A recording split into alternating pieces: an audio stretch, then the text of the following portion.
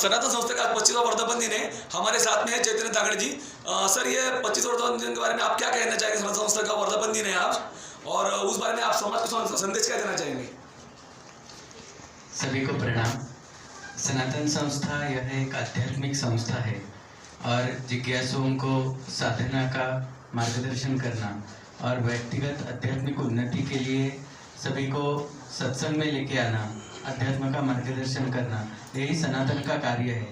और इस जो व्यापक कार्य जो सनातन का शुरू है उसको आज 25 साल पूरे हो रहे हैं। 22 मार्च 1999 में सनातन संस्था की स्थापना सच्चिदानंद परब्रह्म डॉक्टर आठवले जी इन्होंने की थी। और अभी आज इसी अवसर पर हम सभी से पत्रकारों से संवाद कर रहे हैं। इस हेतु हमारे साथ सनातन संस्था के राष्ट्रीय प्रवक्ता जुड़े हैं। आज सनातन संस्था का 25वां वर्धापन दिन है और हमारे साथ में चैतन्य राजन जी, जो राष्ट्रीय प्रवक्ता है सनातन संस्था के। सर, ये पूरे महाराष्ट्र में या इंडिया में आपने सिर्फ गोवा में ही अपनी संस्था की स्थापना क्यों किया? देखिए, हमारे जो गुरुदेव है सनातन संस्था के संस्थापक डॉक्टर जयंत आठवले जी, तो उनके गुरुदेव धुतराज महाराज जी, इन्होंने उन्हें बताया था कि गोवा में, क्योंकि 1993 में जो एक प्रकार से गुरु पूर्णिमा का उत्सव था, उसमें उन्होंने बताया था कि गोवा में सनातन का कार्य शुरू करो, यहाँ से सनातन संस्था की स्थापना करो और यहाँ से पूरे विश्व में हिंदू धर्म का, अध्यात्म का कार्य करो। तो गुरुदेव जी की आज्ञा, यही एक शिष्य के लिए प्रमाण होता है।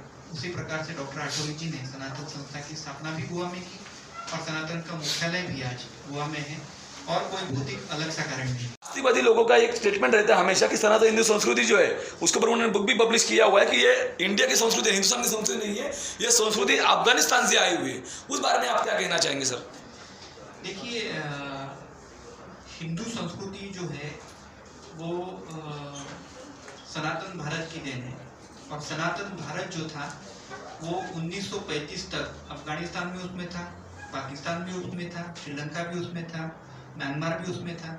तो 1935 तक ये पूरा बृहद भारत है, सनातन भारत है। और हम लोग जानते हैं कि हिंदू संस्कृति का जो पहला विकास हुआ है वो सिंधु संस्कृति जो मानी, उसको सिंधु संस्कृति भी कहते हैं, क्योंकि सप्त सिंधुओं के बीच में ये नदी के तट पर संस्कृति विकसित होती है।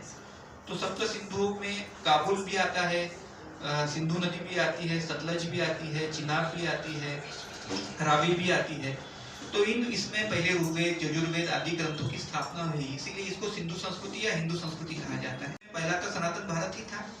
तो इसमें ये समझना होगा कि एक मिसकंसेप्शन आज फैलाया जा रहा है, ये भारत की संस्कृति है और भारत की ही हिंदू संस्कृति थी और अफगानिस्तान उस समय का आज का है, उस समय सनातन भारत का ही एक अंग था।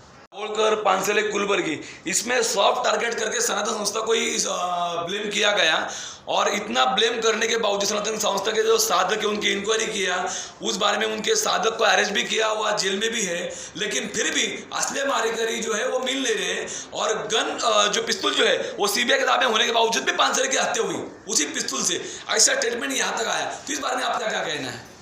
देखिए, सबसे पहले तो ये समझना होगा कि ये राजनीतिक इच्छा से प्रेरित ऐसा ये अन्वेषण हुआ है, ये सत्यान्वेषण नहीं था। सनातन संस्था को बलि का बकरा बनाया गया क्योंकि वो एक छोटी सी हिंदू संगठन थी। पहले तो हम लोग देखते हैं कि टारगेट जो होते थे वो पहले संघ को किया जाता था, अब संघ बड़ा हुआ है, स्वयं सेवक प्रधान सेवक बना है।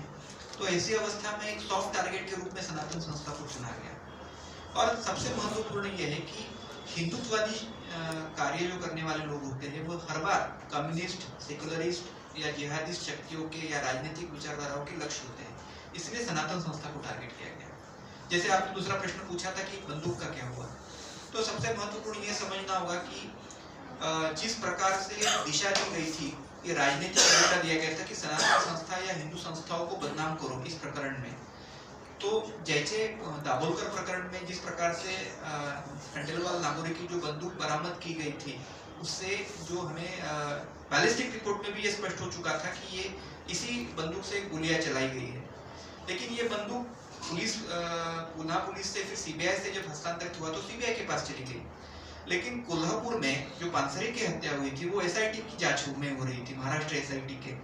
तो उन्होंने आनंद फानंद में एक स्टेटमेंट दे दिया कि सनातन संस्था को दोषी बनाने के लिए एक ही बंदूक से, यानी दाभोलकर की हत्या जिस बंदूक से हुई है उसी बंदूक से पानसरे की हत्या हुई, इस प्रकार का आनंद फानंद में स्टेटमेंट दिया जो एक प्रकार से आश्चर्यचकित करने वाला था, क्योंकि दाभोलकर हत्या प्रकरण में जो बंदूक बरामद हुई है वो आज सीबीआई की कस्टडी में थी, तो सीबीआई की कस्टडी से बंदूक बाहर निकलकर पानसरे की हत्या कैसे करेगी।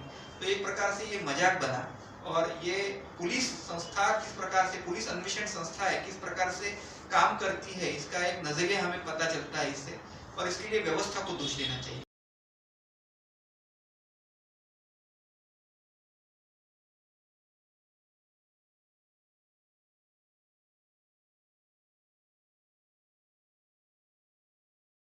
श्याम मानव जी का हमेशा स्टेटमेंट रहता है कि सनातन संस्था में लोगों को सम्मोहित किया जाता है, ऐसा साधकों को सम्मोहित किया जाता है, ऐसा एक श्याम मानव जी का स्टेटमेंट है। और उनका स्टेटमेंट ये भी है कि बाबा मैं रामदास अठवले के साथ रहा हूँ और उनके साथ मैंने हिंदू धर्म का प्रचार किया है। तो इस बारे में आपका क्या कहना है? नहीं, ये एक मिसकंसेप्शन है। डॉक्टर अठवले जी जो है वो वैश्विक स्तर के एक साइंटिस्ट रहे, क्लिनिकल हिप्नोथेरेपी के, वैद्यकीय समूह उपचारों के, और उन्होंने अपने जीवन में 500 से अधिक सामाजिक कार्यकर्ताओं को वैद्यकीय समूह उपचार सीखा है। उसमें एक श्याम मानव भी उनके विद्यार्थी हुआ करते थे 1988 से 1990 तक के कालावधि में। सनातन संस्था की स्थापना 1999 में हुई है। तो एक प्रकार से ये बताना गलत है कि एक स्टूडेंट, क्योंकि जो विद्यार्थी है जिसके पास कोई मेडिकल डिग्री नहीं है या सम्मोहन उपचारों से संबंधित यानी सम्मोहन शास्त्रज्ञ होने के लिए भी एक मेडिकल डिग्री होनी चाहिए। श्याम मानव एक सामाजिक कार्यकर्ता है, कोई वैद्यकीय अधिकारी नहीं है।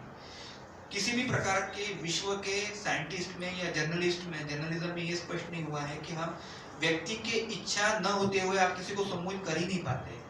तो सनातन संस्था में तो 1999 में जिसके आध्यात्मिक आधार पर या अध्यात्म के कार्य के लिए स्थापना हुई है, वहां तो सम्मोहन शास्त्र तो बाहर पड़ा हुआ हो गया था। डॉक्टर आठवले जी अपने पूर्व जीवन से दूर होकर आध्यात्मिक जीवन जीना स्वयं उन्होंने प्रारंभ किया था 1994 के बाद। तो सम्मोहन शास्त्र का प्रचार उन्होंने जब बंद कर दिया था और आध्यात्मिक कार्य में जुड़ गए थे, उस समय यदि ये प्रचार करते हैं या आरोप करते हैं तो मुझे लगता है ये एक प्रकार से समाज में अंधश्रद्धा का फैलाव कर रहे हैं, क्योंकि विश्व का कोई भी ऐसा जर्नल नहीं है, साइंटिफिक जर्नल नहीं है कि जो कहता है कि व्यक्ति की इच्छा के बगैर आप किसी को सम्मोहित कर पाए। तो एक प्रकार से वैद्यकीय शास्त्र के विषय में अंधश्रद्धा फैलाने का काम डॉक्टर कि ये श्याम मानव जी जो है ये अंधश्रद्धा फैला रहे, तो जादू टोना का विरोधी कायदा जो है जो दाभोलकर साहब के मरने के बाद आया हुआ है, तो उस कायदे में अंधश्रद्धा फैलाना एक कायदा से गुनाह है। तो आपने अभी तक उनके ऊपर कुछ केस फाइल किया है, कुछ केस फाइल करने वाले हैं? नहीं, बिल्कुल। इंडियन मेडिकल एसोसिएशन, क्योंकि सनातन संस्था की बदनामी है एज वेल एज, तो आप अपने दावा भी ठोक सकते हैं उनके ऊपर। जी, मुंबई के 7 डॉक्टर्स ने एकत्रित आकर श्याम मानव के खिलाफ 2013 में एक एफआईआर दाखिल की थी, करने का प्रयास किया था, लेकिन एफआईआर दाखिल नहीं हुआ।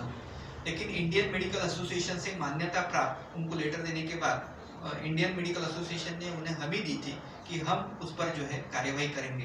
तो 7 डॉक्टर इस विषय में उन्होंने पुलिस में भी गए हैं और इंडियन मेडिकल एसोसिएशन के पास भी गए हैं। सनातन संस्था का जो पत्रकार न्यूज बारे में आप क्या मैसेज देना चाहेंगे समाज के लिए? देखिए, इस वर्ष हम रजत महोत्सव सनातन संस्था का जो है हम मना रहे हैं। सनातन का मूल कार्य तो धर्म का प्रचार है और लोगों का जीवन आनंदमय बनाना ये है।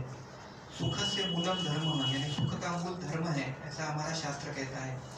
तो सनातन धर्म के आचरण से ही सुख की प्राप्ति होती है। इस प्रकार के लिए हम समाज में धर्म का आचरण का प्रचार करते हैं, लोगों को आसान तरीके से धर्म का आचरण कैसे करना है ये सिखाते हैं। और इसमें हमारा सबसे महत्वपूर्ण कार्य है कि हमें अखिल मानव जात का जो है एक प्रकार से हित साध्य करना है, क्योंकि यदि व्यक्ति सुखी या आनंदी बनता है तो वही समाज में शांति ला सकता है। तो एक प्रकार से विश्व शांति का एक प्रयास, सनातन संस्था का छोटा प्रयास इस माध्यम से चल रहा है।